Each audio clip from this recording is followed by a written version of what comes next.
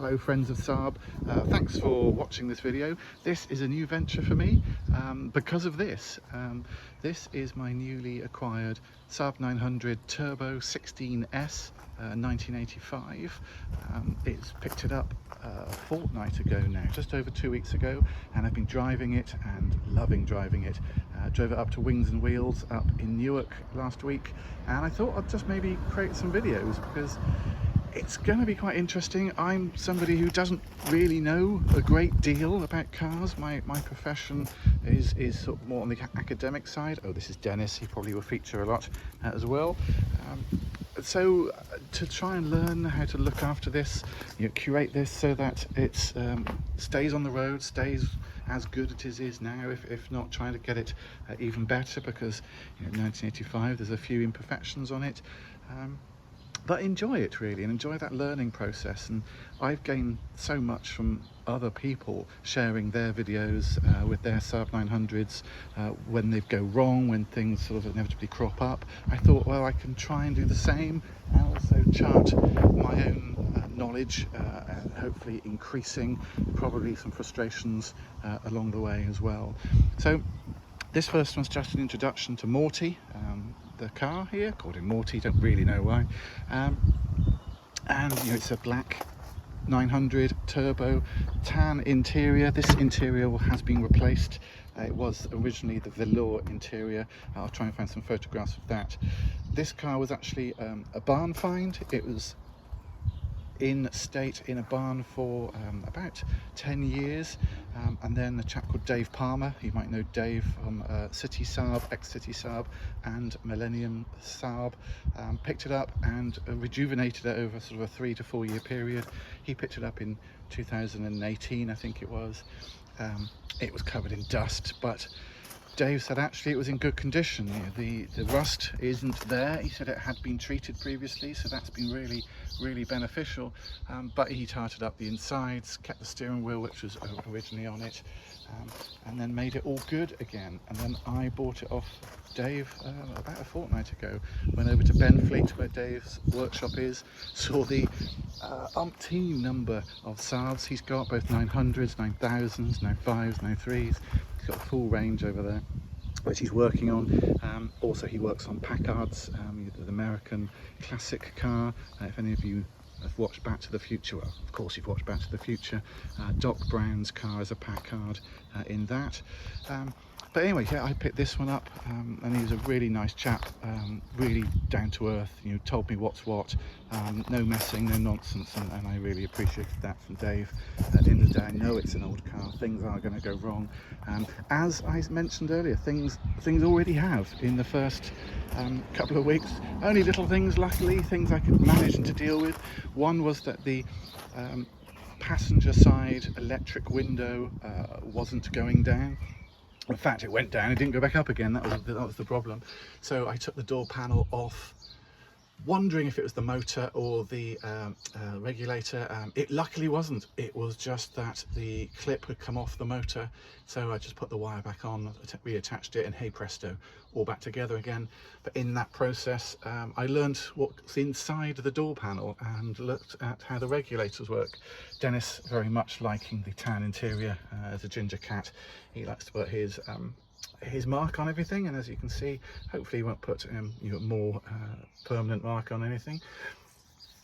The other thing that went wrong was this has aftermarket remote central locking, and the remote central locking stopped working, which was a bit of a pain because I was out and about at the time, but worked out that the box, well, first of all I wondered if it was the wiring in the box, which is actually in the passenger side. So if any of you have remote central locking, it's down inside here, it's just behind the carpet, that's where the box is.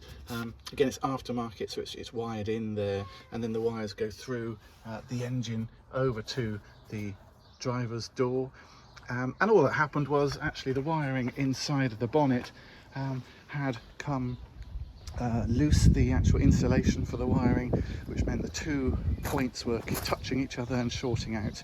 All I did is just inside of here, all I did was tape them up properly separately, and again, hey presto, the door started working and all the locking started working. So very easy fixes for me just to get used to these little electrical things that are going to go on and continue to go on. The other thing I did was replace the stereo. It had not a bad stereo by all means, it just had a Kenwood stereo to start with, but it was one of those with lights all over it that flashed and what have you, and I wasn't so keen on that. And also it didn't have Bluetooth, and I very much like using my phone in the car. So I bought one of these Blaupunkt Skagen 400, which, you know, is looking a little bit retro, a little bit maybe in line with what the car would have come with. Probably would have come with a Clarion. Somebody would tell me about that, I'm sure. And then I've attached this, and this little device here is a magnetic wireless charger, which, as you can see, I put a right angled plug into the socket there, so it goes up, behind, in and out.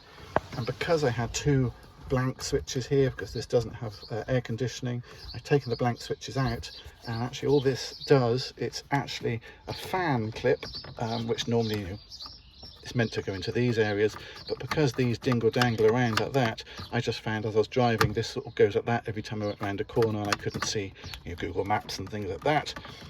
So actually taking those two spare buttons out, the metal divide here is kind of perfect for this to clip onto.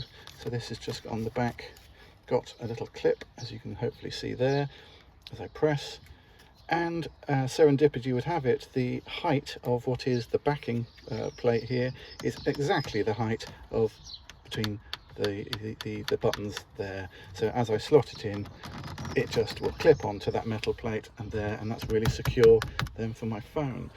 I'm somebody who doesn't really like wires in a car. I don't like sort of trailing wires, even wires that are maybe neatly put in. I like it all to be sort of, you know, as like it grew there as much as possible. So my next plan, although this is neat, I get that, is to actually get in behind here, take a spur off of the cigarette lighter, so I can separate that, put a USB port up behind in all the wiring. Then actually this wire can just go straight in the back, wired to the USB, which is inline plugged in, and I'll probably put an inline fuse in there as well. So it frees up this port again. Maybe I'll just put the original cigarette lighter in so it doesn't look like there's a USB in here. We'll see on about that one. Originally I just put one of these magnetic things up there, which is fine, but I'm going to take that off now. This is working much better. Again, it charges the phone as I go along as well, and it's wired to the ignition, so it's off when the car is off, as it is now. And if I turn it on, you'll see you get the little, you probably can't see because it's bright sunshine today, there you go, the little blue light comes on to show that that's actually now charging, which I think is rather neat.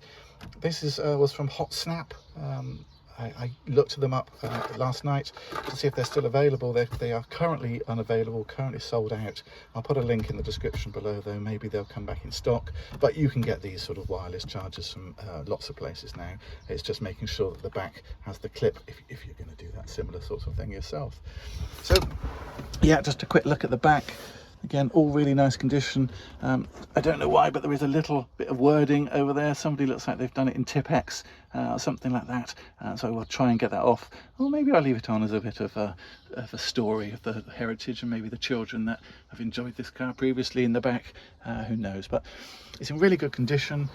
The worst thing that's happened is I washed the car on Sunday, and I don't know whether it was me leaving a little bit of the sunroof open or whether the sunroof has got a leak, but as you can see up here, I've had some water staining come up on the roof now because of that, which is a real pain because it was perfect.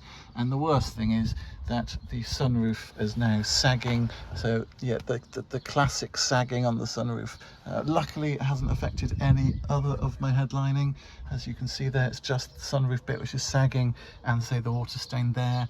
So I've got a plan, I've looked it up, and somebody on a website said, well, first of all, just get some distilled water and try to just very gently dampen that and get that stain out. That would be fantastic if it does work. And then I'll probably take the electric sunroof off completely and then try and reline that either with this material, if it will stretch out a little bit, or get some new material to match one of the two. So yeah, that's either my own fault or there is a leak in the sunroof. So I'm going to have to find that out a little bit more. So that's my introduction to the car. Saying sorry for the me just holding my phone, wiggling it around. Probably isn't the best video in the world, but I just wanted to show everyone this is what's going to happen. I'm going to sort of chart what happens, what I do, how the car performs, all of the rest of it over the next couple of months and a couple of years and a couple of decades, hopefully, and keep this wonderful car on the road. Okay, that's it for me. Thanks very much for joining me, everyone. Take care. Bye.